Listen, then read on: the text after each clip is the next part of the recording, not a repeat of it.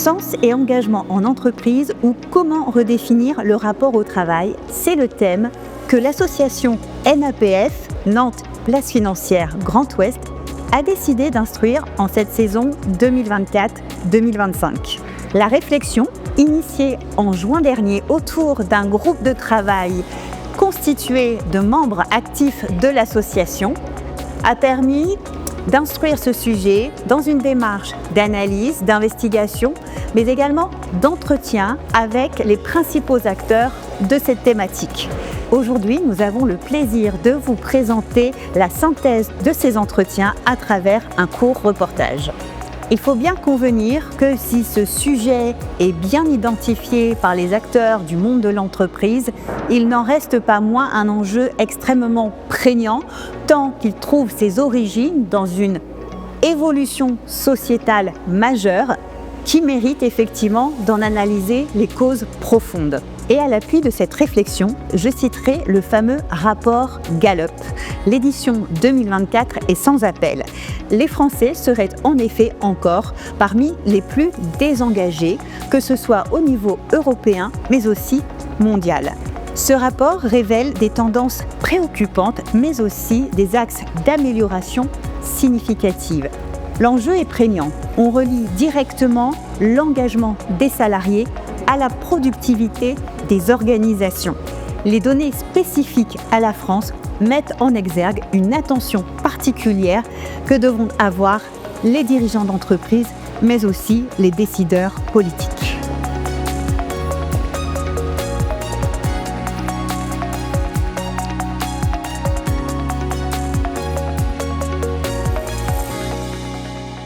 Je crois que la première chose qu'on peut dire et qu'on observe, aussi bien au plan quantitatif dans les grandes études statistiques qu'au plan sociologique dans les études un peu plus qualitatives, c'est qu'il est certain qu'il y a une véritable évolution du rapport au travail des Français. Ça, il n'y a pas de doute. Et je crois que cette évolution, elle est tellement importante qu'il n'est pas trop fort de parler d'une crise du travail. Voilà. L'envie de travail, l'engagement au travail, la centralité du travail dans la vie, tout ça c'est en berne. Quand on interrogeait les Français en 1990 sur ce qui était très important pour réussir sa vie, figurez-vous que le travail arrivait à 64% des suffrages. Quand on repose la même question aux Français en 2022, qu'est-ce qui est très important pour réussir sa vie?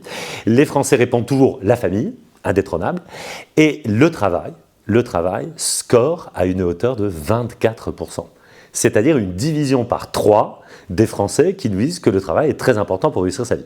Le travail a été doublé par d'autres centres d'intérêt, et sans surprise, ces centres d'intérêt, ce sont les amis, les relations, et le loisir. Que s'est-il passé, sachant que, autant que je le sache et que je puisse l'observer, il n'y a eu sur ces 30 années ni grande révolution politique, vous voyez, pas de révolution française, ni réellement de grande révolution culturelle visible. Vous voyez, on n'a pas eu un nouveau mai 68 qui expliquerait tout d'un coup que le rapport au travail s'effondre. Alors, si on regarde un tout petit peu dans le détail, j'évoquais l'idée d'une crise du travail, il faut peut-être être un peu plus précis. Mon hypothèse à moi, et je peux me tromper, c'est qu'il ne s'agit pas d'une crise du travail au sens, par exemple, vous voyez, où l'effort, la valeur travail, tout ce que le travail suppose de persévérance serait en crise. Non.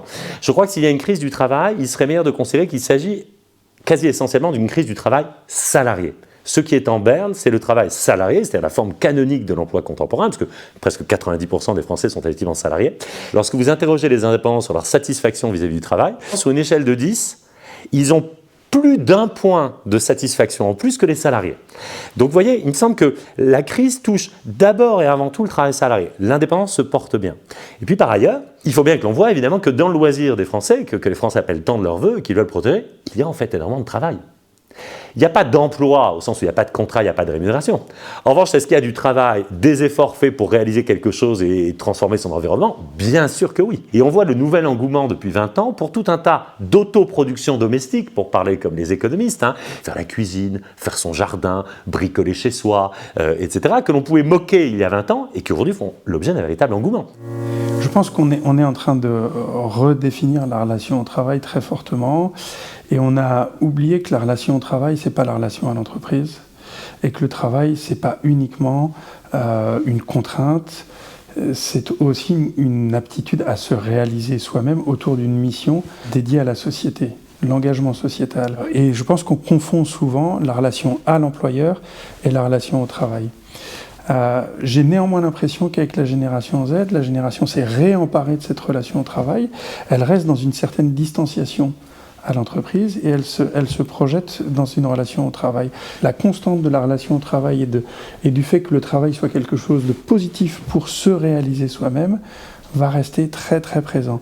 En revanche, la forme que ça va prendre va évoluer. On voit bien que récemment, on a constaté que le nombre d'indépendants a dépassé le nombre de salariés aux États-Unis. Le nombre de cadres a dépassé le nombre d'ouvriers en France. Donc la manière dont on travaille évolue énormément, mais ce qui fait travailler, les motivations du travail, elle reste fondamentalement attachée à la réalisation d'un être humain qui ne se réalise pas que dans le loisir centré sur lui-même ou dans le collaboratif, mais aussi dans le fait de l'utilité à une société.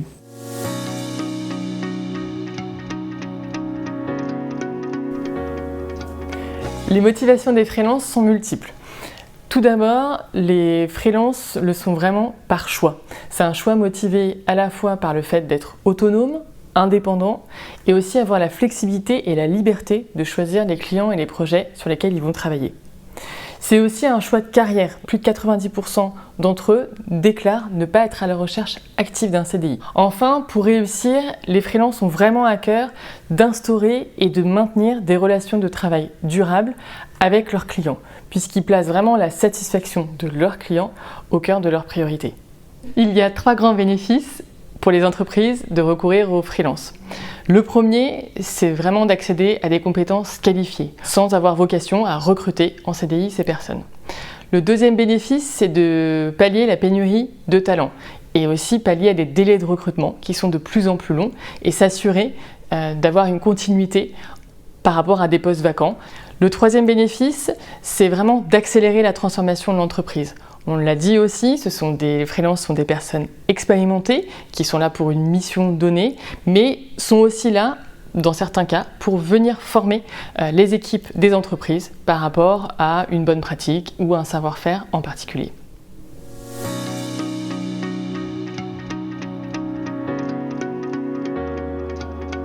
Ce qu'on peut observer aujourd'hui, et ça s'installe déjà depuis un certain moment, on dirait que depuis l'après-Covid, effectivement une fatigue en fait générale autour du travail qui peut se matérialiser par un désengagement, par des absences aussi répétées. Beaucoup d'études aujourd'hui en fait le démontrent. On est tous en quête d'un métier passion ou un métier qui a du sens, dans lequel on se sent valorisé, épanoui et fier de ce qu'on fait. Et aujourd'hui, c'est très questionné pour plusieurs raisons. Pour commencer par l'organisation même du travail. On le voit, beaucoup de gens ont quitté le salariat pour se mettre dans des statuts d'indépendants, freelance, solopreneurs, entrepreneurs, parce qu'on y voit beaucoup plus de sens. On sait pourquoi on se lève le matin, peut-être en tous les cas plus facilement que lorsqu'on arrive dans une grande organisation. Ça vient aussi questionner les sujets de management. Beaucoup de gens ont pu souffrir de certaines relations, certaines situations au travail. Et donc, en changeant, on cherche tous parfois à résoudre des problèmes.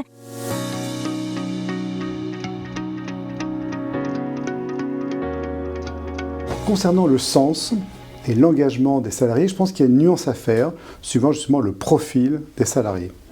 Si on s'adresse à des jeunes très formés aux enjeux sociétaux environnementaux, effectivement, il y a une sensibilité par rapport à ces enjeux et donc une exigence de sens qui est beaucoup plus forte. Et si on ne répond pas à cette question du sens vis-à-vis de ce profil de salarié, il y aura une question derrière d'engagement. Ce qui est différent avec le monde en production. Le monde de production, il y a une notion de fin du mois plus forte par rapport à ces enjeux de fin du monde. Et donc il y a aussi là ce que j'appelle le sens du quotidien auquel il faut répondre. Et c'est pour ça que le sens, pour moi, il a plusieurs nuances. Il y a le sens du quotidien. Qu'est-ce qu'on fait tous les jours pour que le travail que je fais soit un beau travail, soit un travail aussi en termes de conditions de travail qui soit bien. Ça, c'est le sens du quotidien. Et si on répond à ça, alors on peut accéder au deuxième niveau du sens, qui est le sens de ma mission et le sens de l'entreprise. Et je crois que c'est vraiment important de faire cette nuance-là, parce que sinon, on risque de uniquement parler du sens de l'entreprise, de cette belle mission qu'on a pu donner à l'entreprise, c'est le cas des entreprises à mission, mais s'il y a un décalage par rapport au quotidien des salariés qui ont des conditions de travail difficiles ou qui ont du mal à réaliser leur travail, alors là, on a une vraie incohérence et là, on perd le sens.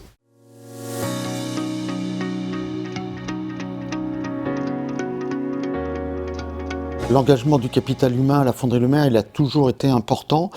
Moi, j'ai fait légèrement évoluer ça, non plus un engagement contraint, je dirais, mais un engagement voulu, un engagement inspirant. Je dirais que l'appartenance à l'entreprise n'est plus obligatoirement aussi spontanée. Donc, il faut un peu le susciter, il faut essayer de l'encadrer, le mot est peut-être un petit peu fort, mais au moins d'inspirer cette volonté, cet engagement. Donc pour ce faire, on a tout un tas de petites choses, notamment en premier lieu, c'est la reconnaissance. Donc qui peut être financière, mais pas que. C'est la possibilité d'évoluer, des formations. Il y a celles qui sont obligatoires, mais il y a celles qui participent à faire évoluer le salarié, mais également les compétences de l'entreprise. En plus de tous ces petits aspects pratiques, mais qui sont importants dans la vie des salariés, je dirais que là, on est sur le côté opérationnel. Il y avait un côté un peu plus, on va dire, philosophique, entre guillemets, qui était de sortir de ce côté patron-patriarche, mais de faire reposer, en fait, ça sur un socle de valeurs. Qu'est-ce que c'était que la Fonderie Lemaire? Pourquoi on était fiers de travailler dans cette entreprise, etc. Donc, on a débouché sur 3 valeurs assez simples. Une qui est autour du savoir-être et qu'on a traduit par la confiance.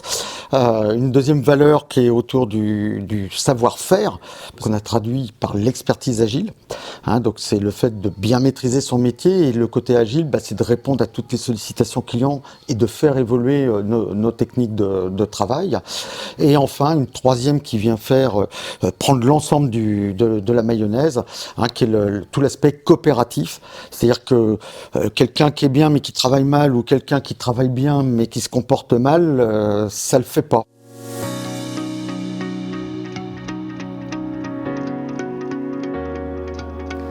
On a très clairement constaté un avant-Covid et un après-Covid, notamment sur la volonté, en tous les cas, des salariés d'avoir une flexibilité plus forte sur la présence ou pas au sein de nos locaux. On a mis en place, comme beaucoup, je pense, de gens, une charte télétravail avec au préalable une journée télétravail et puis 4 jours en présentiel. Et puis on s'est rendu compte avec le temps que ça correspondait plus aux standards finalement post-Covid. Donc on a mis en place 2 jours de télétravail pour pouvoir effectivement répondre à cette attente qui est très forte aujourd'hui en tous les cas au sein des salariés.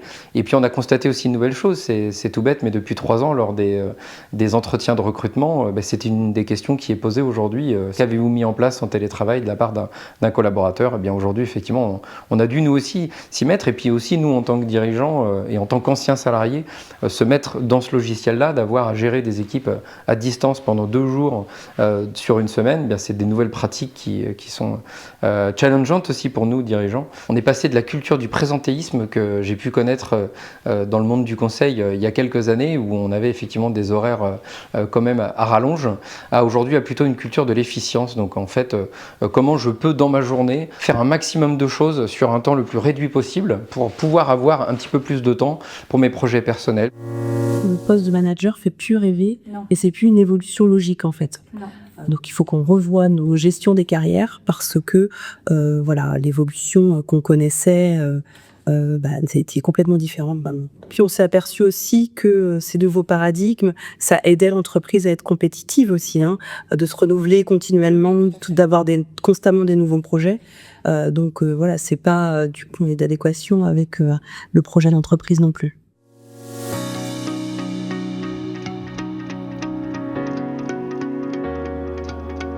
Les nouveaux salariés, ils vont être dans un monde où ce ne sera pas la question qu'on leur posera, ce ne sera pas qu'est-ce que tu fais comme travail, c'est à quoi tu sers.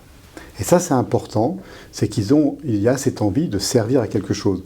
D'où l'entreprise à mission qui se donne dans sa raison d'être une mission un peu plus universelle. Quand on a cette raison d'être-là, effectivement, elle porte un message universel qui aide, je dirais, à se positionner par rapport à des enjeux sociétaux environnementaux qui sont les questions existentielles.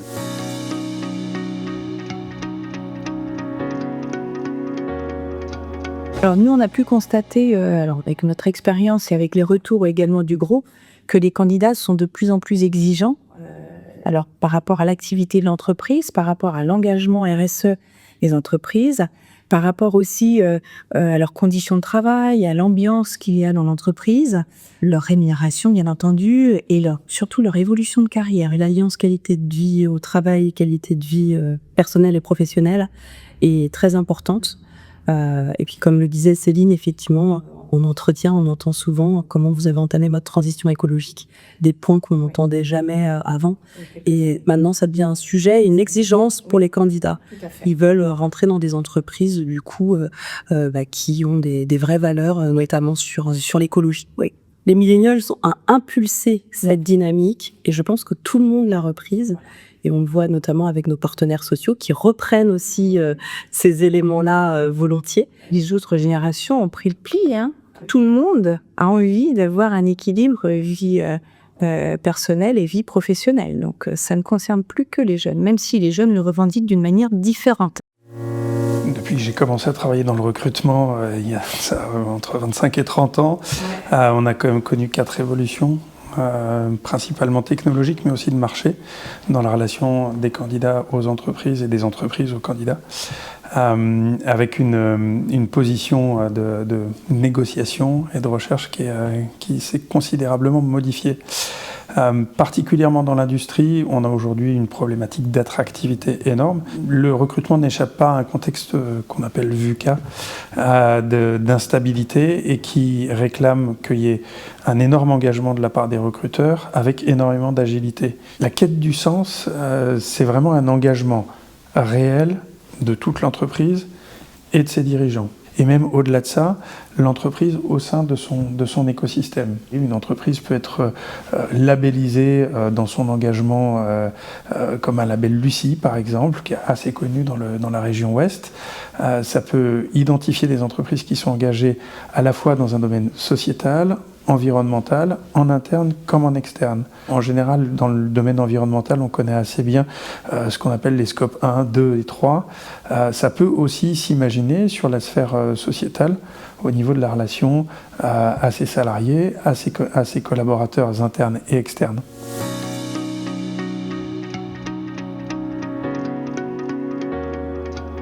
Quelles sont les attentes aujourd'hui des jeunes actifs et des moins jeunes d'ailleurs ?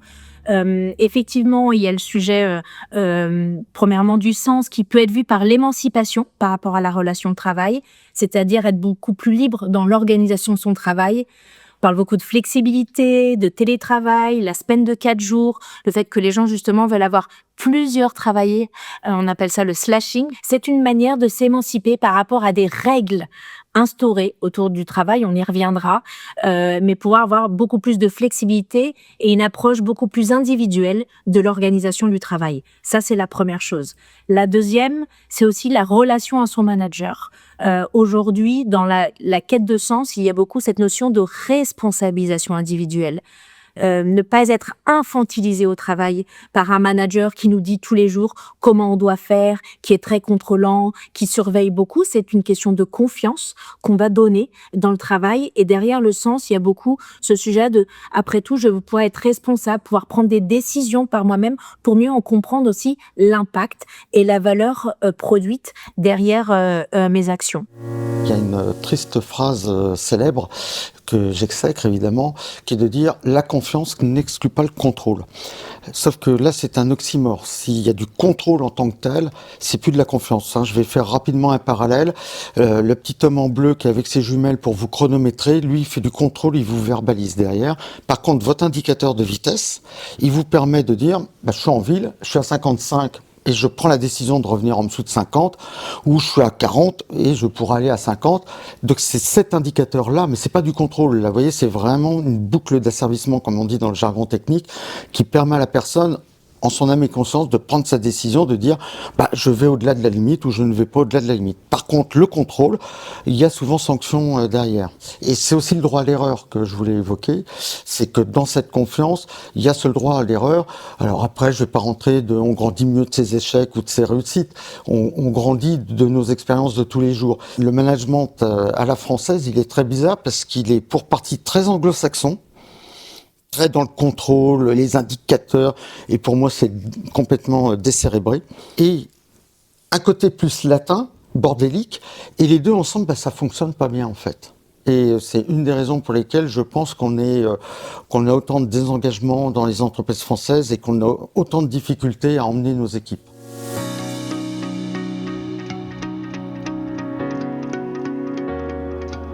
Les deux causes que j'aimerais proposer sont les suivantes. En fait, la première, c'est que, je disais tout à l'heure, il n'y a pas eu de révolution politique, il n'y a pas eu de révolution culturelle. En revanche, il y a eu une révolution. Mais cette révolution, elle est un peu technique, donc elle est assez peu discutée dans les médias, dans les cercles du pouvoir, etc. Il y a une véritable révolution qui est une révolution organisationnelle. Les modes de management, les modes d'organisation de l'entreprise comme de la grande bureaucratie publique ont profondément changé au cours des 30 dernières années. Et ces profonds changements ont, pour le dire très simplement et rapidement, dégradé les conditions d'exercice du travail. Disons qu'on a vécu au moins sous l'empire de 4 transformations extrêmement importantes.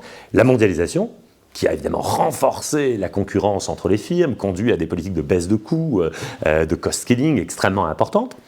La financiarisation de l'économie, sur laquelle je ne reviens pas, mais enfin le retour de l'actionnariat après ce qu'on a appelé un capitalisme managérial, dans lequel les managers et les dirigeants étaient tout puissants, des dirigeants qui ont été disciplinés par la finance mondiale et disciplinée en fonction d'un objectif central qui est la création de valeur pour l'actionnaire, qui elle aussi en a rajouté une couche, évidemment, dans les politiques de réduction des moyens, de fabrique des profits et qui généralise dans les entreprises le sentiment de beaucoup de salariés de devoir faire toujours mieux avec toujours moins et donc de ne jamais pouvoir faire un travail satisfaisant dans lequel on peut se contempler, de se dire j'ai bien bossé, ce qui est essentiel comme relais de sens. Donc vous voyez, financiarisation, mondialisation, j'ajouterais digitalisation, dont on avait espéré au début des années 90 que le digital, ce serait l'empire de la transversalité, de l'autonomie, de la fluidité. Bon, n'importe quel travailleur aujourd'hui est éclaté de rire si vous lui disiez que son ERP ou son logiciel de CRM l'a rendu plus autonome et n'a pas rigidifié les organisations. C'est l'inverse qui est passé. Il y a eu un tour de vis bureaucratique extrêmement fort dans les organisations qui a limité les marges de manœuvre et l'autonomie des collaborateurs. Mondialisation, financiarisation, digitalisation, et puis pour aller vite, flexibilisation. Évidemment. Flexibilisation avec une montée extrêmement forte, évidemment, de la part du salariat précaire dans les organisations. Eh bien, vous voyez, au carrefour de l'ensemble de ces évolutions, bien, on a des organisations et des conditions de travail qui ont été, en moyenne, très largement dégradées, évidemment, dans nos organisations contemporaines. Je crois que ça explique une bonne part du désamour pour le travail des travailleurs salariés.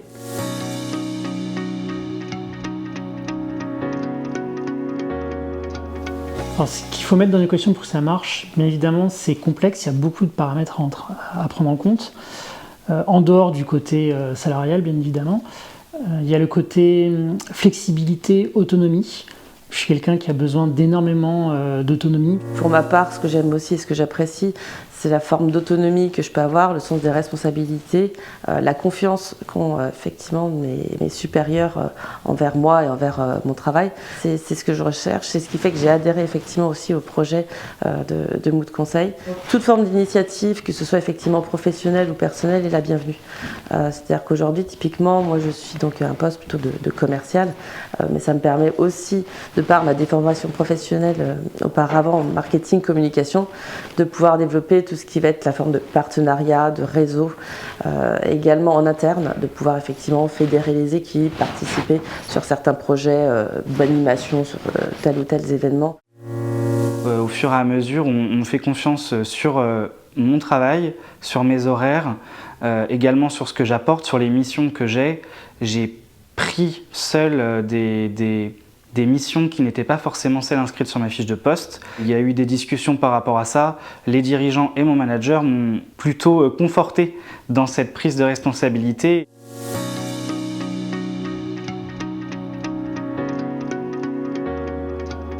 Qu'est-ce qu'on vient valoriser chez les individus qui travaillent? Eh bien, c'est leurs compétences.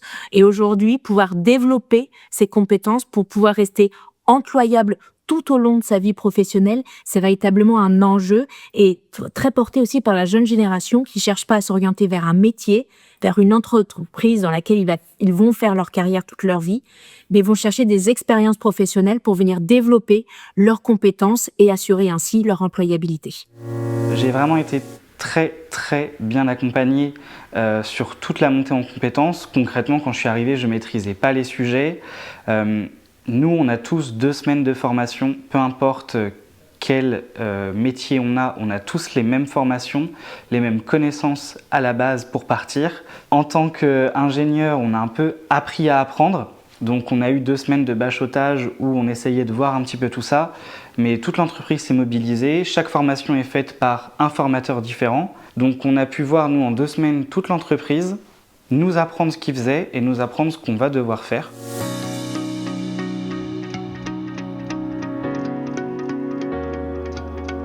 la relation de l'entreprise à ses collaborateurs s'individualise énormément. Les aspirations des collaborateurs sont d'être pris comme une personne à part entière, aussi bien collaborateur que dans ses aspirations à titre personnel. Il est intéressant de voir que dans la relation de l'entreprise à ses collaborateurs, il y a des concepts qui sont issus du marketing qui s'appliquent aujourd'hui, dont le fameux B2Me, où on va aller s'adresser individuellement à chaque collaborateur. Et d'ailleurs, on l'a déjà fait dès le processus de recrutement, où on va aller s'adresser à chaque individu pour lui dire « je te parle à toi et c'est de toi dont on a besoin dans notre entreprise aujourd'hui ». Et en même temps, ce qui fait toute la complexité, c'est qu'on doit gérer cette relation hyper individualisée et une relation à la raison d'être de l'entreprise, à une mission, au sens. Et le sens, il ne peut qu'être partagé autour, par exemple, d'une entreprise à mission ou d'une entreprise bicorp, etc. Et ça, c'est vraiment de l'analyse systémique, c'est rassembler l'ensemble des forces vives de l'entreprise autour d'un objectif commun.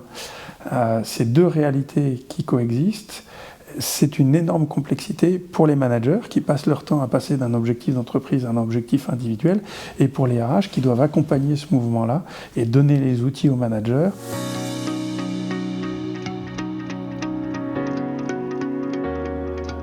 Concernant le management responsable et les valeurs associées, moi je crois qu'il y a plusieurs valeurs, mais il y en a une que je veux mettre en avant qui est centrale, qui est extrêmement importante, c'est le mot de proximité.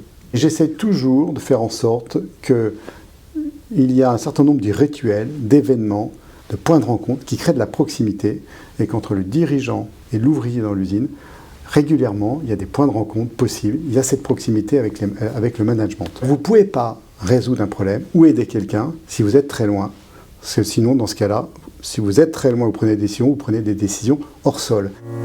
On est sur le terrain, on est à même de voir ce qui se passe par nous-mêmes, même si ça n'a pas valeur scientifique, puis que j'ai des équipes pour regarder tout ça, bien entendu, mais il n'empêche, il me semble très important pour le dirigeant de rester au contact de la réalité du terrain, de la réalité des difficultés.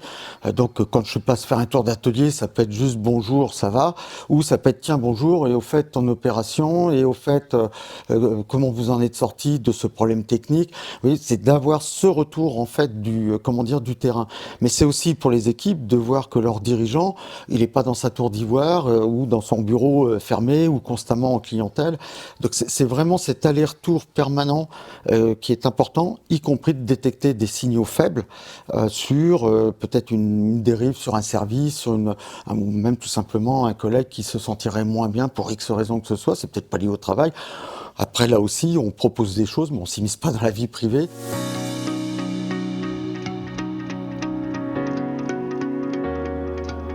Alors quelque chose qui change, c'est en fait, on est en train d'inventer notre nouveau modèle d'organisation du 21e siècle.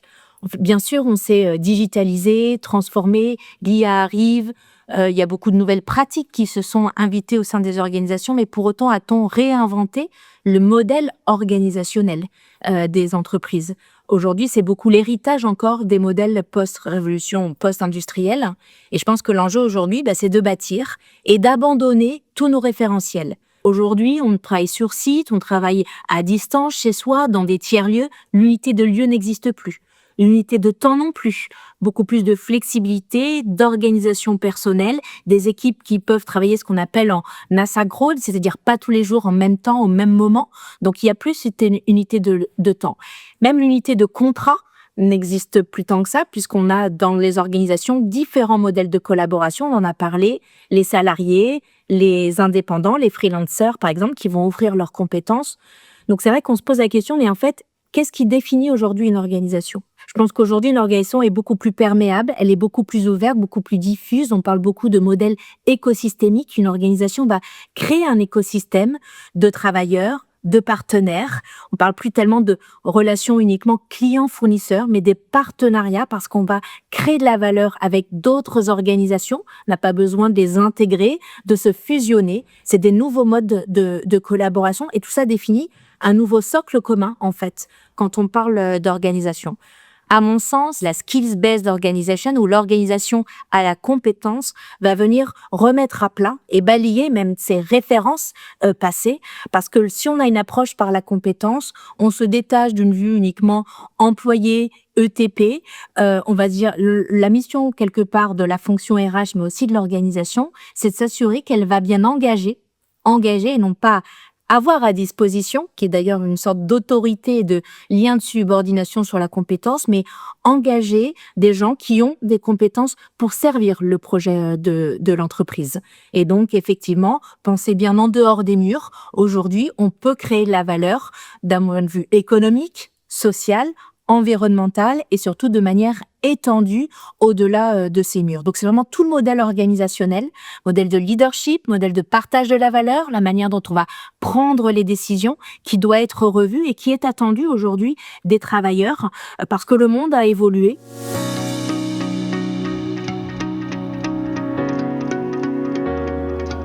On comprend bien que face à la dégradation des conditions de travail, à la réduction des marges de manœuvre, à la bureaucratisation de nos entreprises ou de nos organisations publiques par le digital, un enjeu très fort, c'est celui des marges de manœuvre de l'autonomie et de la participation. Bon, et de la participation salariale, évidemment. Et on voit bien que de ce point de vue-là, autant on a été très fort sur la participation financière, on a de l'intéressement, on a de la participation, on a même de l'actionnariat salarié. En France, on est les champions de ça. Bon. Mais au-delà de la participation financière, il y a la participation, évidemment, à la décision, à ce qui touche à mon travail.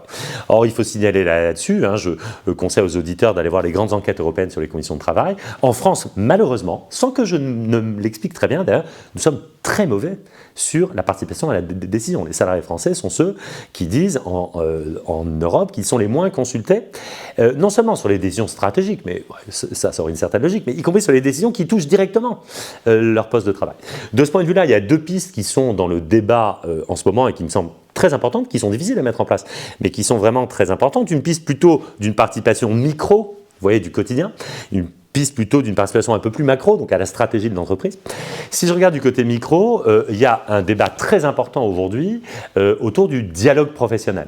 C'est-à-dire comment les modes de management, les directions associent régulièrement les salariés, y compris les salariés de la base, dans des processus de dialogue autour de la manière dont est organisé leur travail.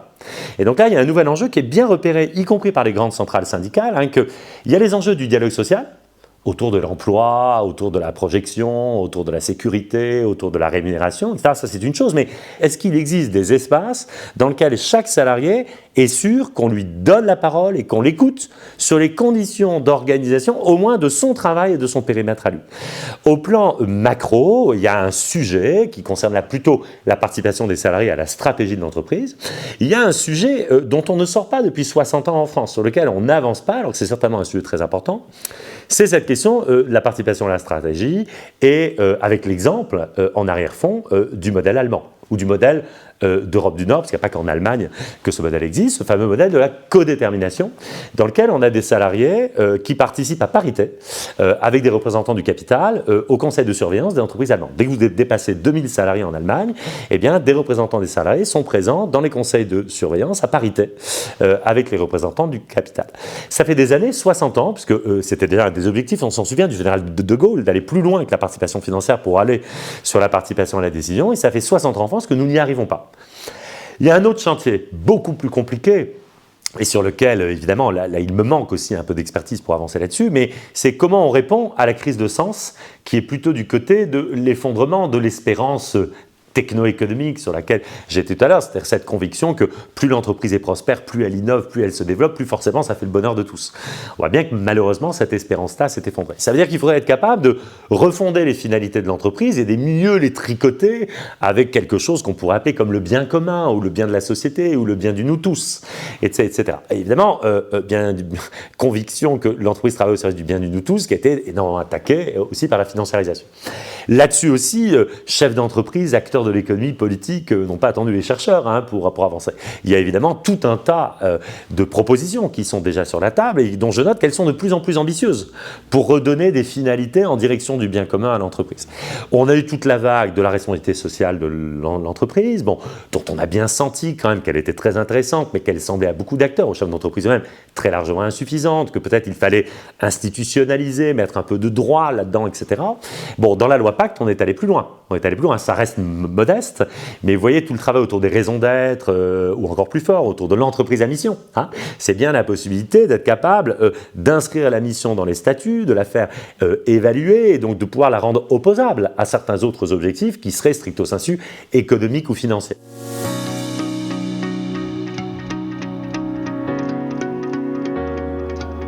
On a parlé effectivement du sens du quotidien. C'est comment je fais tous les jours mon travail, comment je fais un travail de qualité dans de bonnes conditions. Puis on a parlé de ce sens de l'entreprise et de ma mission. Est-ce que c'est utile? En quoi je contribue à l'intérêt général, l'intérêt collectif?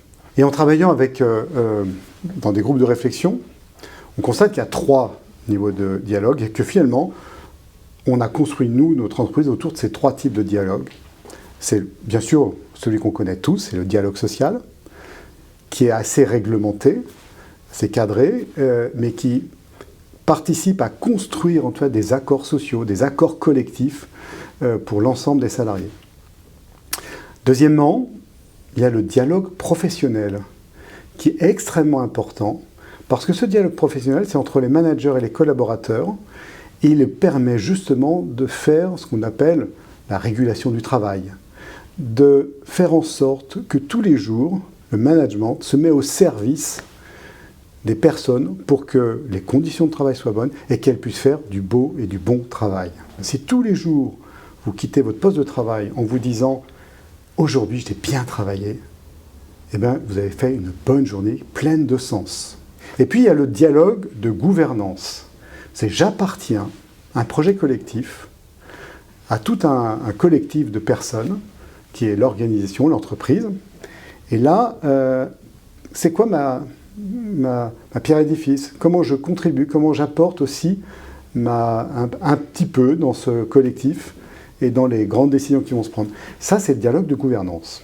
Et donc, ça questionne effectivement la place des salariés dans la gouvernance, mais aussi la place des salariés dans l'actionnariat. Ces salariés actionnaires sont représentés au sein du comité stratégique, qui est l'instance de gouvernance qui décide et valide toutes les décisions structurantes, impactantes. Donc déjà, l'actionnariat salarié est représenté dans les grandes décisions impactantes et structurantes. Et puis enfin, on a aussi le comité de mission, parce que nous sommes entreprise de mission, et le comité de mission a pour rôle un peu de surveiller si l'entreprise respecte sa mission, pour porter, je dirais, les enjeux de l'entreprise dans cette dimension sociale, économique et environnementale. Donc que ce soit les salariés dans leur globalité ou les salariés actionnaires, ils sont intégrés dans les 2 grandes instances de gouvernance et de pilotage de l'entreprise.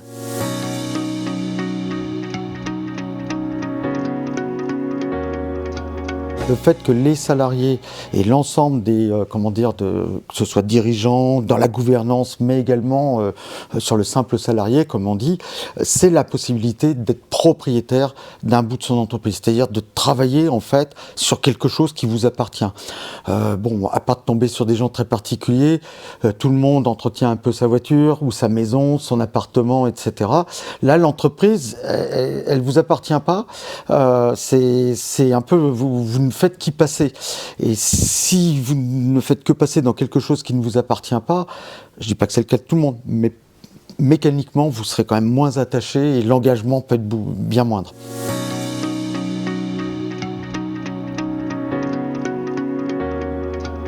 Et il faut aussi que les chefs d'entreprise intègrent cette donnée et ne balayent pas d'un revers de la main tout ce qui leur est remonté en disant non, le modèle il va persister tel qu'il est. En réalité, non. Donc, il faut être agile à la fois dans l'humain, dans ce qui compose l'entreprise, et à la fois dans le business, dans la gestion de leur business. Et on voit que les entreprises qui prennent pas la vague de ces changements-là ont des difficultés à tout niveau. Et ça pose la question de la pérennité de certaines organisations et de l'entreprise et de leur objet, tout simplement.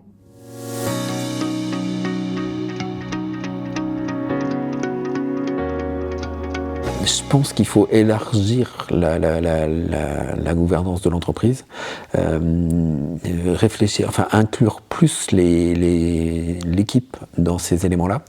D'une part parce que ça va être bénéfique pour l'entreprise parce qu'il y aura plus de cerveaux qui vont être mobilisés.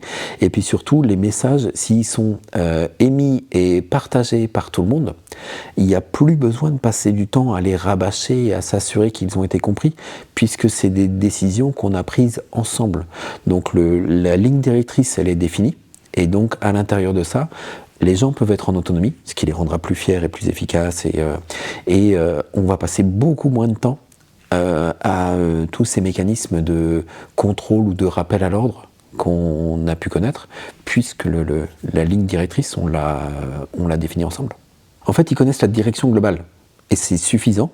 Et après, toute l'équipe est en soutien de tout le monde en permanence, et du coup, chacun peut expérimenter. Le droit à l'erreur, on le rappelle que le droit à l'erreur, il est permanent. Tout le monde peut se tromper tout le temps, et l'intérêt de l'équipe, c'est d'aider quand on s'est trompé, à remettre les choses sur les rails. Quand on a une équipe qui est soudée, qui est en confiance, qui se soutient, on est beaucoup plus résilient, et en cas de difficulté, on va avoir beaucoup plus de capacité à passer outre. Et si on réfléchit à l'avenir et à tout ce qu'on a besoin de faire pour notre planète, tous les éléments qu'on a là-dessus, on a tout intérêt à ce que dans plein d'entreprises, les gens soient plus heureux, plus à l'aise, parce que des turbulences, on va en avoir. Et le plus malin, c'est de les anticiper et de mettre en place les éléments qui vont permettre de supporter ces turbulences. Et la question de ce qu'on appelle le management, là, est un élément qui peut être hyper important pour faciliter la résistance à toutes ces turbulences. En termes de gouvernance, la réorganisation de la gouvernance d'une entreprise autour de la réalité du management et de son évolution est en cours. Les outils, c'est d'abord la connaissance de soi. On a beaucoup travaillé sur les compétences des salariés. On a commencé à travailler sur leurs aptitudes, mais on a assez peu éclairé les salariés eux-mêmes, les RH et particulièrement les managers, sur l'importance de comprendre les comportements et les aptitudes des différents salariés pour individualiser le management en fonction des attentes. Pour pouvoir s'appuyer sur les motivations, il faut vraiment deux choses. Individualiser la relation à chaque salarié et à ses attentes, qu'il soit reconnu comme un individu au sens large, collaborateur, mais aussi dans sa vie personnelle. Et en même temps, il faut travailler sur la systémie et la collaboration entre les différents individus.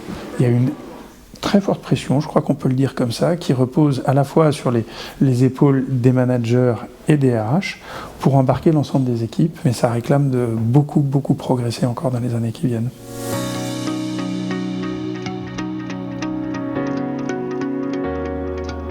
Moi, je crois à ce type de modèle d'entreprise nouveau, qui sera ni une association, ni de l'ESS, ni l'entreprise capitalistique traditionnelle, mais une entreprise qui va faire un peu la synthèse de tout ça.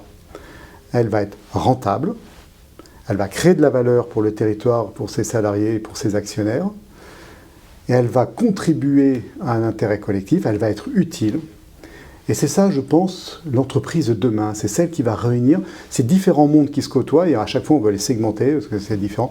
Deuxième chose qui me paraît importante, c'est qu'on est dans un monde où il y a de plus en plus de digitalisation, de robotisation. Et plus de digitalisation renvoie, à mon avis, à encore plus d'humanité de la part des managers. On ne peut pas imaginer et se projeter dans un monde demain totalement froid, déshumanisé. Tout va être piloté par de l'IA et des robots. Si c'est ça l'entreprise de demain, je pense qu'on va perdre beaucoup de monde.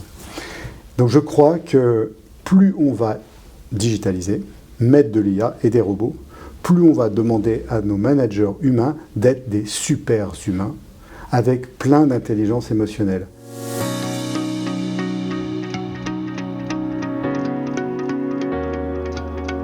Je tiens à remercier Vicky et toute l'équipe du Lab d'avoir proposé ce sujet sens et engagement au travail, car c'est un sujet qui préoccupe les dirigeants et bien sûr les équipes. Aujourd'hui, les salariés veulent plus d'autonomie, plus d'individualisation, plus de responsabilité, plus de participation aux décisions de l'entreprise. Ça réinterroge donc les managers et on peut également ajouter que ce n'est pas le Covid qui a généré ça, c'est une évolution qui s'est passée sur les 30 dernières années et qui a peut-être été accélérée, révélée par le Covid. Mais ce n'est pas le Covid qui est le seul facteur déclenchant. Peut-être un peu le télétravail, mais bien d'autres causes étaient déjà là. Et ce n'est pas non plus uniquement un problème générationnel, puisque l'ensemble des salariés au travail souhaitent cette responsabilisation, cette individualisation. Dans toutes ces interviews, j'ai trouvé quelques verbatim intéressants que je vous livre. Passer d'une culture du présentéisme à une culture de l'efficience. C'est la fin de l'unité de lieu, de travail et de contrat de travail. Ce n'est plus une question de génération, c'est ce que je viens de dire tout à l'heure.